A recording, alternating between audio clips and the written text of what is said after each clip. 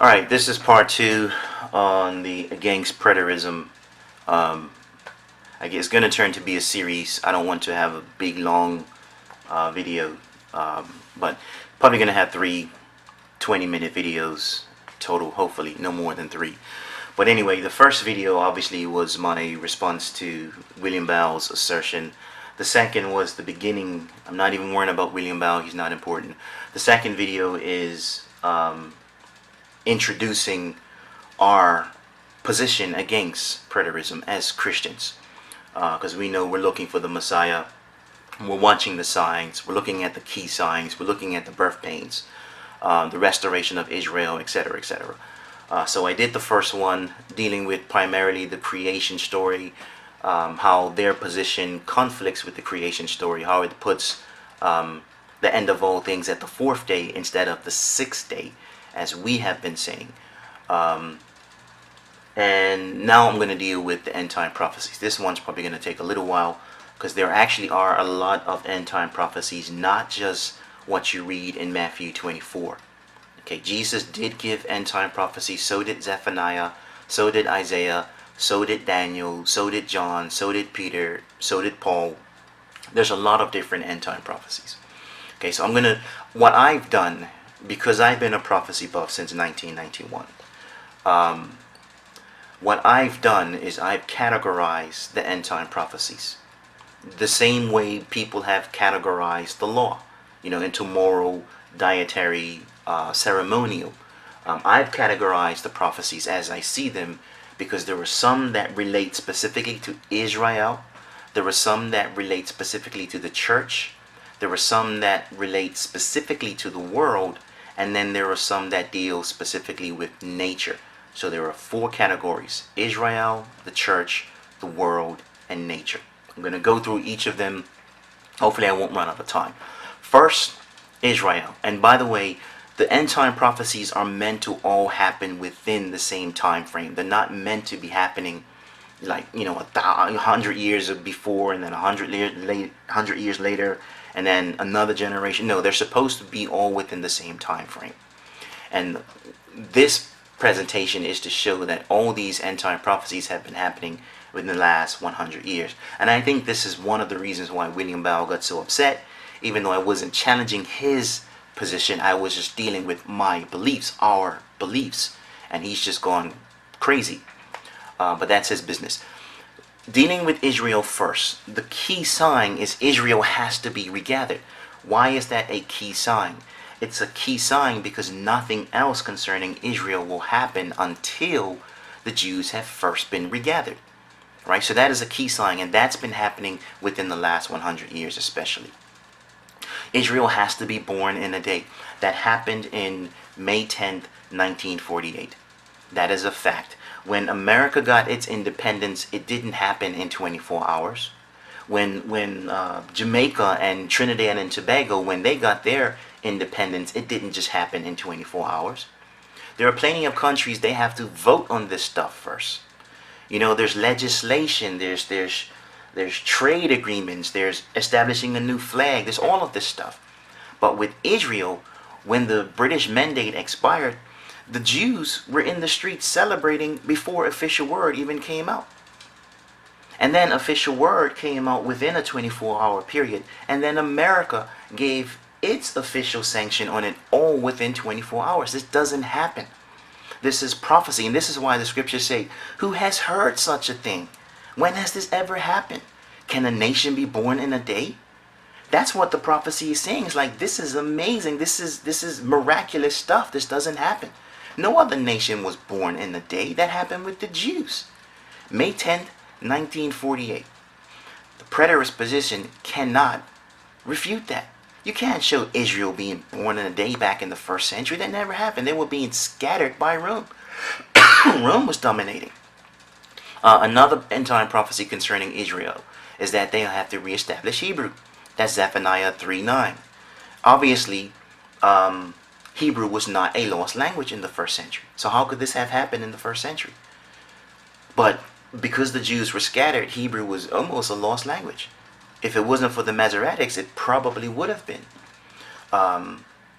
In fact, there was one gentleman, I need to look his name up again, but this one guy wanted biblical Hebrew to be the language of Israel. He faced much opposition by the Jewish rabbis because they did not want Hebrew to be the common language. They wanted it only to be spoken of in the places of worship, just like it was in Jesus' lifetime. Primarily, they spoke Hebrew in the temples and in the synagogues. But prophecy cannot be stopped. Also, they will reestablish the shekel, if some people say. That's Ezekiel 45, 12 through 16. Now, that's the monetary system, like the US dollar. So in Israel, it's the shekel. But how could that have needed to be reestablished in the first century when they were using it?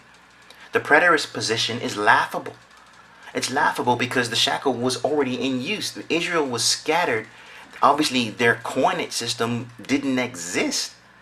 But since they've been regathered, they're going right back to the same old coinage system, the shekel. So that doesn't make any sense, the preterist position, to say that it was reestablished in the first century. It wasn't even, wiped out yet. Also, for Israel, they have to reestablish agriculture and find rivers of water underground. Isaiah 41:18, Ezekiel 36:35, Isaiah 27:6, and 35:1. That obviously also happened within the last 100 years. Israel was basically, like the rest of the Middle East, pretty much a barren desert. The swamps were malaria-infested swamps. Many Jews had to lose their lives taming that land. Now the land knows who its masters have returned. It's blossoming. It's blooming. It's the most green place in the Middle East. In fact, Israel exports green goods. You don't export unless you have access. You just don't export goods unless you have access. If not, your people would suffer for it. They'll probably starve. So, have they reestablished agriculture? Absolutely. When Rome scattered Israel, they cut down all the green trees and they scattered salt everywhere. The salt was an attempt to prevent anything green from ever growing in Israel again. But the scriptures cannot be stopped. Prophecy cannot be hindered. How in the world does this apply to the first century preterist position? Did they reestablish agriculture in the first century and find rivers of water underground? I mean, let's get real. And that's true too, by the way. They found some rivers and stuff underground. If you look at the Daniel Project, you may find it on Netflix or Vudu or something like that. Look at the Daniel Project. It's some good information on that movie. And that has, what is his name? Jacob Prasch. Jacob Prasch. I actually like Jacob Prasch a lot. But he's one of the narrators or commentators in that movie. Another thing is Israel must be a burdensome stone to the nations. The Zechariah 12:3. Did that happen in the first century? I mean, get real. Just get real. These preterists need to get real. Was Israel a burdensome stone to the nations of the earth in the first century? Absolutely not. They were not. But nowadays, everybody is talking about Israel. In fact, why are we talking about Israel right now? There are leftists always talking about Israel. There are anti-Semites. There are pro-Palestinians. There are political leaders. There are cult groups like Hebrew Roots and Hebrew Israelites and Seventh-day Adventists. Some of them, not all of them, are cult groups. Thinking that they're spiritual Israel. Why is everybody so focused on Israel? I've been watching Israel since Ariel Sharon was the prime minister. That's how long I've actually been watching them. My mother has been watching them for many decades longer. Israel is always in the news. Always in the news. There's always some issue going on with Israel. Why is everybody worrying about Israel? Why aren't you people worrying about your own nations and your own cultures and your own races? You're also infatuated with the Jews. Israel will be a burdensome stone in the nations in the last day. That's obviously been going on within the last 50 years especially. Israel will be surrounded by her enemies. Now, William Bell, he said that, he said something very foolish. Because in our discussion, I said, was Israel surrounded in the first century? I said, technically, yes, but I ran out of time, so I couldn't go into any detail. And then he jumped all over that. And I said, basically, I was like, are you deaf? You heard what I said. But the reality is, the Roman Empire was primarily to the north. Israel could not have scattered to the north because they would have run right into the Roman Empire, the heart of their enemy. They couldn't really go east or southeast or south because they would have ran into the coastal line. They would have ran into water, just like they ran into the Red Sea. And they were saying, oh, we can't go any further. Pharaoh's army is coming behind us. It's the same exact thing. It's the same thing would have happened to them in the first century. If they would have went south or southeast, they would have ran into coastline. The only direction they really could have went safely was southwest, into Africa, into the continent of Africa. Because it's just like America. You can't just go into Mexico looking for a criminal. That could be an act of war. You can't just go there nilly-willy, just like they can't come to us any old way. So basically Rome would have been out of its jurisdiction. It probably would have started a fight with the entire continent of Africa. So that's why they went southwest. So were they surrounded at that time? Obviously not. They fled. They had options where to go. But over time, the ones who stayed within the city, of course they were surrounded. But the nation, obviously it was not at first. So, but now, however, in these last 100 years, who surrounds Israel? Every single direction. Who surrounds Israel? You look to the north, there's Turkey. And you know that the Middle East is predominantly Islam. Egypt is an Islamic state. So every single direction, there is no gate that they can go through. Every single direction of Israel right now are Islamic territories. If the Jews were to blow up the Dome of Rock right now, they will have no place to run. None. So what our point is, none of these things existed in the first century. But they all have been going on within the last 100 years. Then there's the church. One of the key signs is there is a great falling away, because the scriptures say that there must be a great falling away first. So that is a key sign. When you know you're in the age when people are falling away from truth and doctrine, you know you're in that terminal generation. This didn't happen in the first century. The church was still a baby. It was still an infant. It was still in its diapers. So how could there be a great falling away when the church is still on the milk bottle? I mean, let's get real for a second. But now you got 2.7 billion Christians. They didn't even have 2.27 million back then. Probably not even 270,000 in the first century. So obviously this has been going on within the last 100 years. Another key sign is, and this gospel will be preached throughout the whole world. Because the scriptures say, and this gospel will be preached, and then the end shall come. So we know that is also a key sign, not just a regular sign. It has to happen first. Now the thing is it talking about the gospel or this gospel? Meaning, is it talking about the gospel of Jesus, his salvation, and promise to heaven and stuff like that? Or is it talking about this gospel?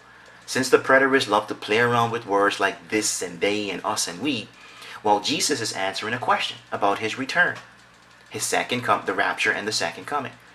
So since he's talking about his return, this gospel, meaning this good news, he's more than likely saying that this good news about my return, not my salvation, which is the gospel, because there are many gospels in the scriptures, but there's only one, the gospel, with the gospel of Jesus and his crucifixion and his salvation. But this good news, meaning this gospel about his return, everybody is talking about the return of the Messiah in some form. You're either got post-tribbers trying to deny it, pre-wrathers trying to distort it, you got atheists who say it don't exist, you have Christians who say we're looking for it, you have preterists who saying it already happened, you have sickos all over YouTube with their false dates and failed date settings. You have 2.4 billion Muslims looking for their imam, or 10th imam, whatever it's called, their type of Messiah. So you got at least 2/3 of the world, talking about some sort of return of the Messiah. This gospel is obviously all over the planet within the last 100 years. It cannot be denied. It also talks about the salt that loses its flavor. Christians, you need to pay attention to that because Jesus is talking about the church. You are the salt of the earth. What happens if the salt loses its flavor? You think about it. You keep salt in your cabinet for one reason, to give your food taste. So when your salt has no taste, what are you going to do? You're going to do exactly what Jesus said. You're going to throw it out in the trash. Basically said you throw it out and trample it under your foot because it has no value. You consider how the church used to be with politics, for example. They would want your prayers and your blessing. Now they don't care. They just want your vote. Especially in the West. The influence of the church has fallen tremendously. Scriptures also say that you are the light of the world. So when you look at all the darkness going on the planet, it's probably because you have fallen so much. So those are some of the end time prophecies in Israel, some of the end time prophecies in the church. These things could not have happened in the first century. And then there are prophecies concerning the world. One of the key signs, there were actually 4 key signs in prophecy. Israel being regathered, the great falling away from truth and doctrine, and this gospel being spread throughout the entire planet. The 4th key sign, I don't see any more key signs, is there's going to be a vast increase in knowledge and transportation. Obviously, anyone with half a brain who can think, any historian worth their salt would tell you that knowledge has remained very consistent from the history of mankind up until about 100 years ago. They will say the same thing with transportation. It's remained pretty consistent. Mankind walked everywhere. But now we have the planes, the cars. Some of you commute in a single year than what they did back then in their entire lifetimes. And that's a fact. You commute over longer distances in a single year than most people did in their entire lifetimes. And then when it comes to knowledge, we've discovered the atom, we split the atom, we've discovered parasites and germs. We've invented electricity, and through electricity we have all these things. Television, what I'm doing right now, the internet, satellite. We've walked on the moon. So knowledge and transportation has boomed in the last 100 years. We know this is a key sign because Daniel was told in those days, the things that he was talking about, the angel told him in those days, men will run to and fro and knowledge will be increased. This did not happen in the first century, nor the second, nor the third, nor the fifth, nor any century after that, up until relatively our lifetime and our parents and our grandparents within the last 100 years. So even that fails the preterist position. Another thing is that there will be a rise in immorality. I mean, come on, let's get real.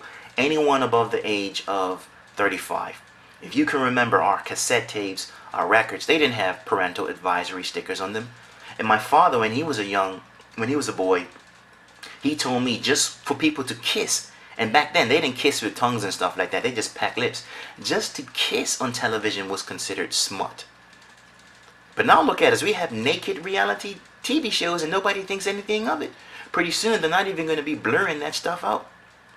You're talking about child abuse, granny rape, drug cultures, pride, vanity, thug-minded, religious kooks, people who lack education, backbiting. 2 Timothy deals with this a lot. So obviously there's been a rise in immorality. We see it everywhere. Peter said that there's going to be a rise in scoffing. Scoffers would be post-tribbers, they would be atheists, they would be preterists, and everyone else who doesn't really believe. There's going to be a rise in godless religiosity. People like these preterists. The rider on the white horse, that's godless religiosity. Men having a form of godliness but deny the power. People having itching ears and gathering leaders to themselves. They will not heed sound doctrine, is what the scriptures say. They will turn to new winds and fables. We see this all through these people, especially on social media. There's going to be a rise in homosexuality. Well, I grew up on one of the islands and basically they were like, killing homosexuals. But now you look around, the Pride Parade, that's pretty much everywhere. There's going to be wars and threats of wars. Remember what I said in the previous video? How Malachi said when the Messiah returns, it will cause the whole planet to destroy their weapons. But in the last 100 years, we've had war after war after war. Some of the worst wars were World War I and World War II. And then there's things like false messiahs. You do research on false messiahs and messiah claimants. Pay attention to the dates, the 1800s and the 1900s especially. There was a boom in people claiming to be the Messiah. You may not know them because a lot of them were in other countries. But there was a boom in that. And then there's famines, pestilences, and stuff like that. I mean, come on, there's people in Brazil and Africa digging through the garbage, and even Haiti digging through garbage just to eat. There's STDs, AIDS, HIV, lung cancers, heart disease, mad cow disease. There's crazy chickens, recalled spinach, bird flu, MRSI. There's tons of diseases and pestilence on this planet. Scriptures also say that there's going to be an increase in heart attacks. Luke 21:26. We have so much stress now. People don't know how they're going to pay their mortgage. They don't know how they're going to retire. They don't know how they're going to put their kids through school. People are young, dying of heart attacks. And then there's Christian persecution. What Jesus said basically is an all-time high. You may not actually know it because you don't live in a lot of these countries like Sudan. Sudanese Muslims have been butchering, mutilating, and raping Christians before September 11 happened. This is why when September 11 happened, and George Bush was saying, hey, Islam is peace. I was like, these Westerners don't have a clue what they're talking about. Remember, because back then you all didn't really know much about Islam. You really didn't. You knew about Nation of Islam, but you didn't know about true Islam. And here I am in my first master's degree, not working, being supported by my parents, and I'm sending a check to Sudan. $100, I think it was. I didn't have much money. I sent $100 just to help in some way the Sudanese Christians. And that was before September 11. Maybe a couple of months before, maybe 6 months before. So when September 11 happened, I said, yeah, here we go. President Bush talking about it's a religion of peace. He doesn't have a clue what he's talking about. He doesn't know anything about Sudanese Muslims or Muslims at all. But you look in China. The Chinese government is bashing down Christianity, tearing down crosses and stuff like that. In Russia, they don't even allow them on the radio station. In India, the Indian authorities go into churches and beat them with sticks. And we all know about the Arab nations, the Muslim nations. And then those are some of the prophecies concerning Israel. Didn't happen in the first century, I'm sorry. Prophecies concerning the church, again, didn't happen in the first century. The preterists are wrong. There are prophecies concerning the world. These ones I just went through, they're concerning the world. There's also prophecies that concern nature, like the earthquakes in diverse places. A man named Josh Nelson, he constructed a map that represents just over about 100 years of earthquake data. It ranged from 1898 to 2003. He has over 203,000 quakes that rated 4 or higher on the Richter scale. So he didn't even have anything under a level 4. But that doesn't even include the more recent Haiti quake. You'll remember how bad that was. It doesn't even include the two that Mexico just had back to back. Because remember, his data stopped at 2003. It doesn't deal with the devastation Indian and Asian quakes, or the ones over in Japan. How easily people forget these things.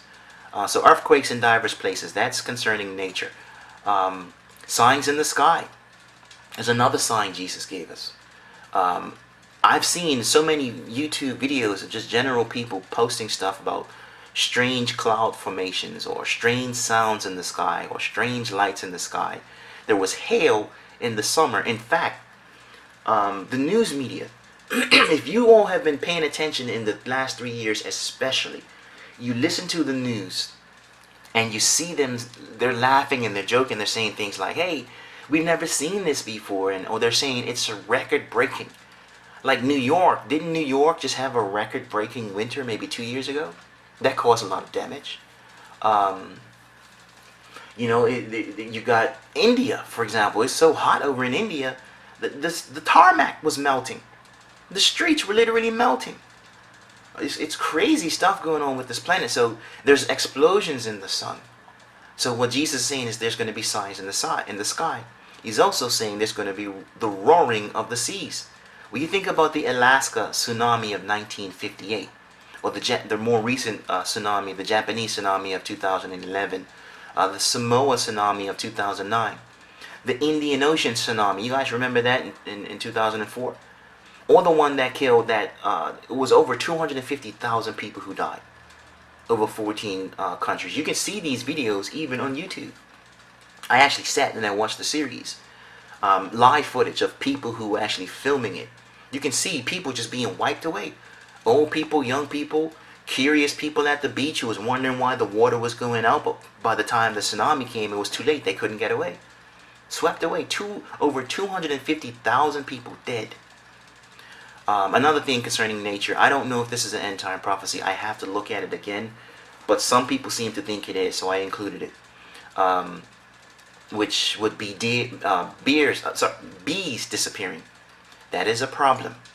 It may be quiet, you may have never heard of it, but that is a serious problem. You look at China. Some places in China don't have bees. It's affecting their food. In fact, you have human beings trying to pollinize the flowers because bees aren't around. If bees disappear, 14% of our food will also disappear. And bees are disappearing. We also see animals dropping dead by the dozens, even up to hundreds of thousands. Like marine, like fish, are dying by the thousands and tens of thousands. Whales are washing up to the shore. Starfish, turtles, freshwater and seawater. We see deers laying all in like herds of deer just laying dead. So some people say that's a prophecy. I don't know. But I do know what I see. And I see this happening with nature. So those are some of the end time prophecies. The ones that concern Israel, the ones that concern the church, the world, and nature. And remember, there are 4 key signs which lets us know we are in that age. Israel has to be regathered. That happened within 100 years ago. The great falling away from truth and doctrine, that's obviously been going on with this pseudo Christianity and all these religious nuts who have no relationship with the Lord, and all these cult groups. And this gospel will be preached throughout the entire planet. Also, whether that's the gospel of the Messiah, his salvation, or the gospel, meaning the good news of his return, either way, these things have been going on within the last 100 years. And then lastly, the vast increase in knowledge and transportation. Every historian on this planet, every sensible person on this planet knows that in the last 100 years we have boomed. This generation and our parents' generation have boomed in knowledge and transportation, probably more than 7 times. They can't say twice as much or triple as much. It's probably 7 times as much as it's ever done in the history of mankind. No preterist can tell you that all these things happen. And then of course the things in the nature, concerning nature. No preterist on this planet can deny this. They can dismiss it and they can try to distort it. People like William Bell, but you cannot deny this stuff. This stuff did not happen in the 1st century. So those are some of the end time prophecies. Remember, my first point prior to this was dealing with the creation story, how we're at the end of the 6th day. So therefore I went into the prophecies, because the prophecies have all been occurring at the end of the 6th day, the 6,000 year period. Because remember, from Adam to us has been 6,000 years. Peter said 1,000 years is like a day is like 1,000 years. So it's been 6 days. So why are all the end time prophecies happening at the end of the 6th day? It's not coincidence. The stage is being set as we enter towards the tribulation period, as we enter towards the 1,000 year reign of Jesus when he returns.